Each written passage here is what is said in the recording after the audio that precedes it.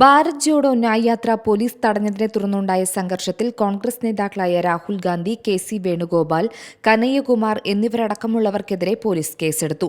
പ്രകോപനം, പൊതുമുതൽ നശിപ്പിക്കൽ, പോലീസുകാർക്ക് നേരെ ആക്രമണം തുടങ്ങിയ കുറ്റങ്ങൾ ചുമത്തിയാണ് കേസെടുത്തിരിക്കുന്നത്. ഭാരത് ജോഡോ ന്യായ് യാത്ര അസമിലെ ഗുവാഹത്തിയിലെത്തിയപ്പോഴായിരുന്നു പോലീസ് തടഞ്ഞത്. ഇതേ തുടർന്ന് പ്രദേശത്ത് സംഘർഷാവസ്ഥ ഉടലെടുത്തിരുന്നു. സംഭവത്തിൽ രാഹുലിനെതിരെ കേസെടുക്കാൻ അസം മുഖ്യമന്ത്രി ഹിമന്ത ബിശ്വ ശർമ്മ ഡിജിപിക്ക് നിർദ്ദേശം നൽകിയിരുന്നു. മേഘാലയയിലെ പര്യടനത്തിനു ശേഷം യാത്ര ഗുവാഹത്തിയിലെത്തിയപ്പോഴാണ് യാത്ര പോലീസ് തടഞ്ഞത്.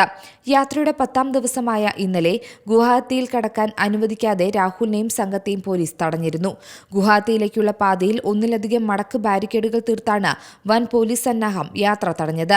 ഗതാഗതക്കുരുക്കും സംഘർഷ സാധ്യതയും കണക്കിലെടുത്ത് യാത്രയ്ക്ക് ഗുവാഹത്തിയിലേക്ക് സർക്കാർ അനുമതി നിഷേധിച്ചിരിക്കുന്നുവെന്ന് പറഞ്ഞായിരുന്നു പോലീസ് യാത്രയെ തടഞ്ഞത്. നേതാക്കളടക്കം പോലീസ് ബാരിക്കേഡ് തകർത്തു.